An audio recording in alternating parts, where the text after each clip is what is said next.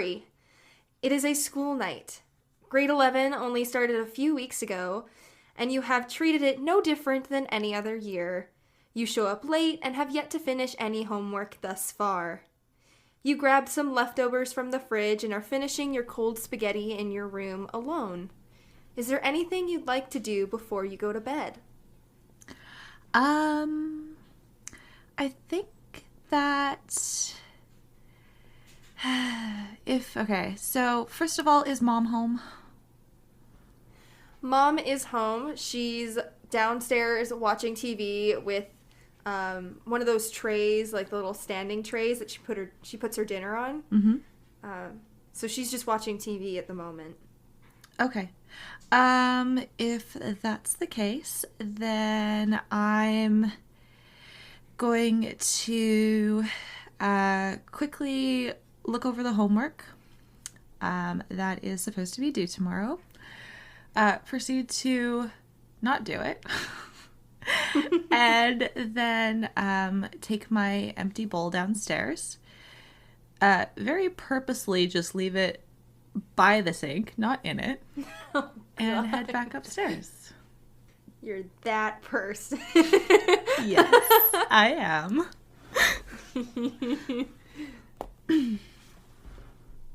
So you're back in your room. Yeah. And I think at that point, I'm just going to simply get ready for bed. And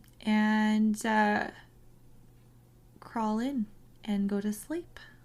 I don't think there's anything in specific that I'd be looking to do at this time. All right. So you get ready, you get in your PJs, brush your teeth, all that. Mm-hmm. You crawl into bed, and you close your eyes for the night to take you away, and you dream. You find yourself in a black stone throne room. 2 thrones stand at the end of the hall, one bigger and grander than the other. A large man with a shadowy appearance, dark armor, and a jeweled gauntlet sits facing forward. A woman with a more provocative leather outfit sits next to him. She wears a black helmet with her blonde pigtails coming out the top. Rather than sitting stern and strong as the man is, she sits leaning over the arm, chin in hands, staring at the shadowy figure. What do you do? How far away am I from them? Like, am I at the front of the throne room? You're sort of near the front of the throne room, probably closer to the middle. Okay. So it's easily approachable. Okay. And she's not looking at me. She's looking at him, but is he looking at me? He is blank-faced, staring forward. He's staring in your direction, but not directly at you. Okay. Yeah, very, very carefully, like, trying to almost step silently, I'm going to take a few steps forward towards the 2 of them. How close are you getting? I'd probably get as close as I could until either one of them moves or, like, basically acknowledges my presence. As you're approaching and as you're getting closer, the woman speaks. Tell me, my king, how you wish to make the triad suffer.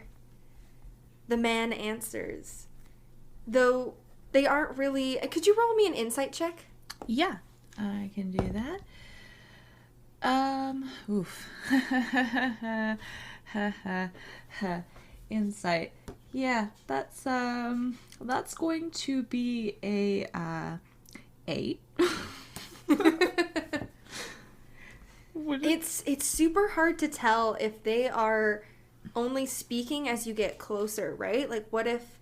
Mm-hmm. What's going on here? Why are they now speaking as I get closer? What's going on? But the man answers the woman. I know you want to see them suffer, but it does not matter if we don't have a plan, and currently we have none. For you, I will storm their post and bring them down with my whip. Just give me the command, my king. Must I repeat myself? Do not speak to me unless you have something useful to say. The room grows very quiet. Okay. I probably would have stopped. So I am going to, I'm just going to, how close did I get to the throne, first of all? You are about probably 15 feet away from them. 15 feet. Okay. And do I recognize these people at all? Roll a history check. Okay. We're gonna try that one. Okay. That's actually way better. 18. You have never seen these people in your life. Okay. The woman speaks up. I may have some acquaintances that may be willing to help. There will be a price, of course. What is this help? A waiting game. But the ending will ensure your victory. There can be no doubt about that. And she's kind of not immediately looking at him. Like, she's kind of facing forward as he is, but you can kind of see she's glancing over. Like glancing over at me? At him. Oh, at him. Okay. I see. See to it. And then the woman quickly turns her head and looks at you with just this sinister smile on her face. And she stands up and begins to walk towards you. Okay. I do a quick bow because I'm in a throne room and I assume they're royalty. And then I kind of take a step away from her and just ask, is there something I can help with? The woman is just approaching, and she has the same evil sort of grin on her face, and she just walks right through you, like literally. It's like you're almost not even there. Okay. And as she does so, your vision shifts, and you stand in the center of an ancient city. Its homes and structures are made of limestone and wood. Its decor, like frescoes, pillars, and statues, are all brightly painted. The climate is hot and dry. Around you stand hundreds of people staring up at the dark and cloudy sky. Oh. Okay. Well, then I'd be looking up to find out what the heck everybody's looking at. You look up and you see 5 faces in the sky. One of which you easily recognize is Ilmater. Okay. And the other 4 I do not recognize at all. Roll me a religion check. Okay. My dice hate me tonight. This is fine. 12. It's hard to tell.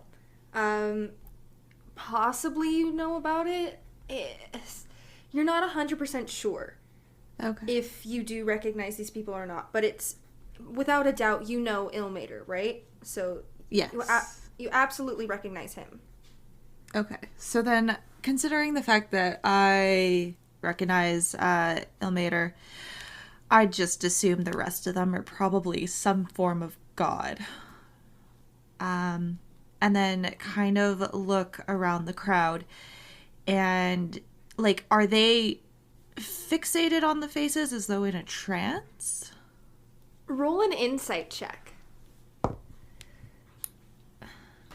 My dice hate me tonight. It was almost a 20. It was almost. Oh. Insight is going to be 12 again. It is fairly easy to see that they look up with fear. With fear. Okay. I'm gonna start pushing through the crowd and just see if there's like, basically like try to find where this crowd ends.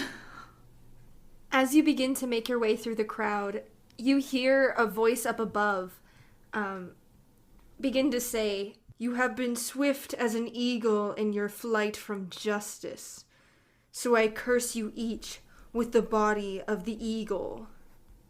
Another sort of feminine voice begins to speak. Do you turn and look, or are you still working your way through the crowd? No, if somebody spoke up, then I would stop and look to see who spoke. You would have seen this first figure on the left begin to speak. It is a more male sort of look, a masculine look, I should say. And then you see this female next to him. "Fierce as a wolf, you have been in your persecution of the innocent. So I curse you with the teeth of the wolf." Man next to him, or next to her. "Foolish as a stag in a rut, you have been as you shunned what is true and good. So I curse you all to bear the head and horns of the stag." Then you see Ilmater speak up. "You have tormented and torn heart and soul from your victims. So I curse you with unnatural appetites, so that you may only live and prosper after devouring the hearts of your prey."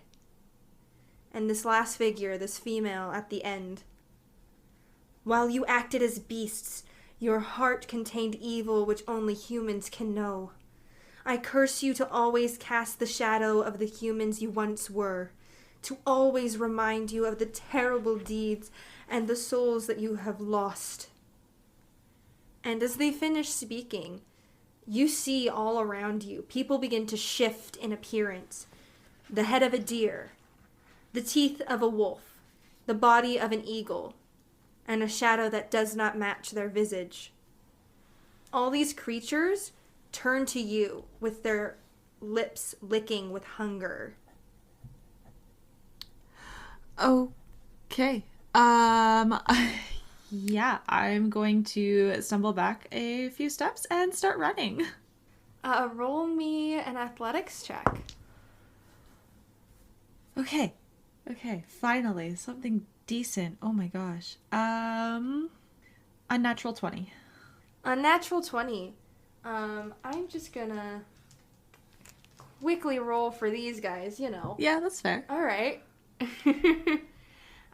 You begin to run, and these, whatever these are right on your heel. But you're running, and you're running through the town, you're running through alleyways. You don't know where you are, but all you know is that you are being just chased by these things. But eventually, you find yourself in an alley that has no end.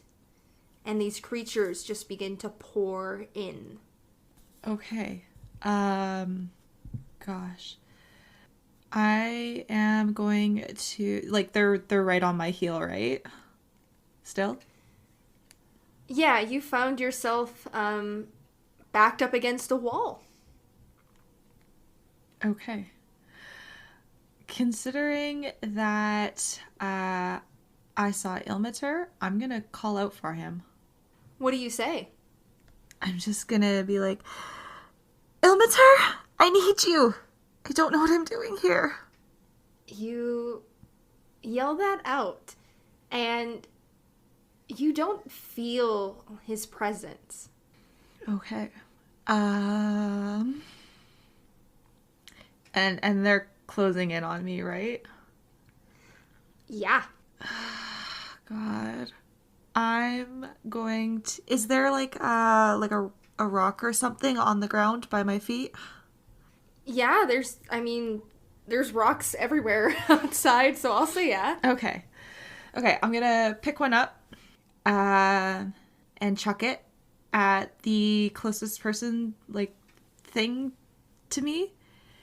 And then I'm going to immediately pick another one up and cast light on it and pour my energy into, like, trying to make it as bright as possible. You go to reach and grab one, and you see your hand is not your hand. It's a wing. Oh, okay. Like my whole arm is a wing if I inspect it? Inspecting your hand, it's entirely a wing, and you see so is your other. And you kind of look down at your body, and it looks like the body of an eagle. Oh, great. Okay. Am I able to fly up and away from these guys then? You can certainly try. Is that what you'd like to do? Yes. You flap your wings up. But so do the creatures, and they are going to try and chase you. Could you roll me another athletics check? Okay. Ooh. Okay, natural 20. Natural 20. You begin to fly. You fly up into the sky, and you just go. What direction are you going in? Just up? At first I'm going to start going straight up, and then I'm going to bank hard and head back towards where I remember seeing Ilmater. You quickly go up, and then you begin to fly towards Ilmater. They are close on your tail, but you are staying ahead. You are pushing forwards and not stopping. And you head towards the area that you saw Ilmater. Are you looking up at the sky to where you last saw him? Yeah. You look up at the sky and you still see the 5 faces, and they frown as they see you approach. And almost with a bit of a cloud hand, does one reach out and just try to grab you. Roll me a dexterity saving throw, please. Yeah, definitely gonna try to avoid that. Oof. 10. Oh, a 10? Yeah, 10. Oh no. Well, you are quickly grabbed by this hand. Oh no. And it seems tight. And you kind of instinctually close your eyes out of fear of whatever the hell is going on right now. And all of a sudden it doesn't feel tight anymore. It doesn't feel like anyone's holding you anymore. Kind of after a moment you realize, I'm not being held anymore. I'm okay. I'm not dead. And you open your eyes and you find yourself in a dark room. Instant instinct is to find some sort of object that I can cast light on. Roll me a perception check. Okay. I hate my dice. Or they hate me. Either way, we hate each other tonight. Perception is 11. 11? Yep. It is pitch black in here. It is so hard to tell what anything is in here. But then all of a sudden, this red neon light illuminates a portion of the room, and you see underneath this neon light 5 dark figures. Okay. Do they look similar to what I saw in the sky? Roll me a perception check. 10. 10. Easily enough. It's definitely not the same people you saw in the sky. Okay. You think. It's like, I mean, you only saw the heads of whatever was in the sky. You only saw the faces. Mm-hmm. But you think these are different? It's extremely hard to tell, though. Okay. All right, well, it can't get any weirder than this, so I'm just going to carefully walk towards them. And as you begin to walk towards them, you hear this chorus of voices that are speaking as one. The council. A neon light appears, and underneath this light is a dark figure, but it kneels in prayer. Okay. I'm still gonna keep walking towards them. The group of 5? And just be like, what is going on here? How close do you get to them? Within like 5-10 feet-ish. You kind of look up at them. You're like, what is going on here? You kind of see that these are just kind of the silhouettes of figures. You can't make out much about them. I mean, they do have some different characteristics to them, but they are completely black. And as you say that to them, this neon orange light appears, and a dark figure floats in the center of it. The voices speak. The sacrifice. The sacrifice. Who is the sacrifice? Are you asking the 5? Yeah. They don't move. There's no reaction to what you're saying. They just stand there. Or more, they're huge. They're looming over you in this room. Mm-hmm. You ask this, and 5 different colored neon lights illuminate on the floor around you. Yellow, green, cyan, blue, and purple. A figure stands underneath each of them. You stand under the blue light. The voices speak. The champions. The champions. What is going on here? Who are the champions? Who's the sacrifice? You say this out loud, and one by one, each of the lights go out. The council disappear. The servant disappears. The sacrifice disappears. All the colored lights disappear. And your vision shifts once more, and you feel that the tone does as well. You now stand on the beach near the docks on Thetis Island. In front of you, standing on the beach, looks to be your father, Zaldrin. Okay. Well, considering the fact that I've never actually met him, I assume that the only reason I really even recognize anything about him is because he's got the same hair as me. I mean, you've also seen pictures of your father. There are pictures. Yeah. There's more younger photos of him from when, your mom and him were together, but he does, you do have a similar visage to your father. Okay. How far is he from me, roughly? He's standing probably 10 feet in front of you. Okay. I'm just gonna kind of take a step forward and be like, Dad? Is that you? He takes a deep breath. Hello, Ari. You got some similar markings to your mother, I see. Unfortunately. Unfortunately. Why is it unfortunate? Well, maybe if you were around you'd know, but what are you doing here? I don't know myself. Oh, okay. So you just happened to randomly show up on the beach. Do you want it to be on the beach? I mean, kind of seems like you've envisioned me coming back here. We could be in the house. And as he says that, the world around you changes, and you're now in your living room. Oh, no.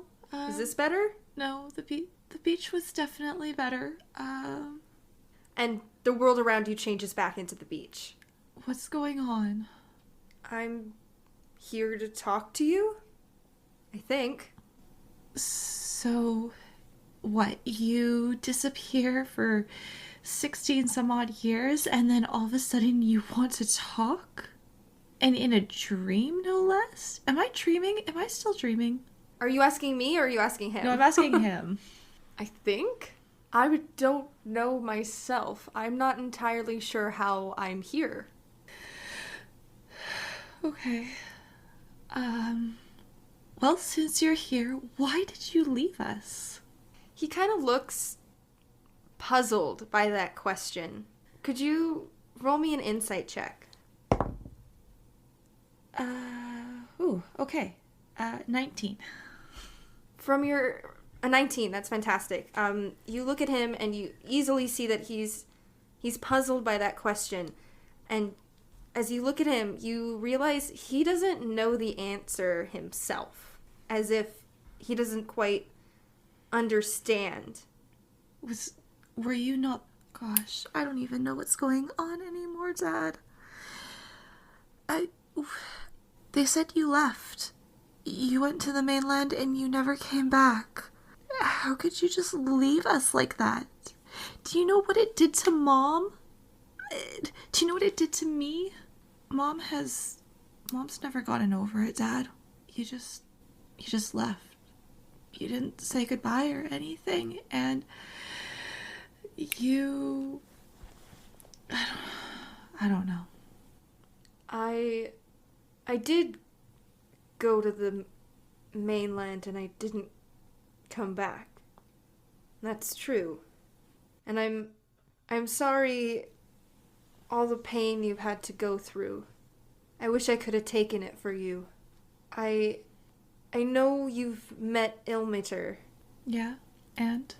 I want you to hold on tight to what you have and do not fall. And he says that with a heat of warning. And as he says that, you wake up. Okay. Do not fall.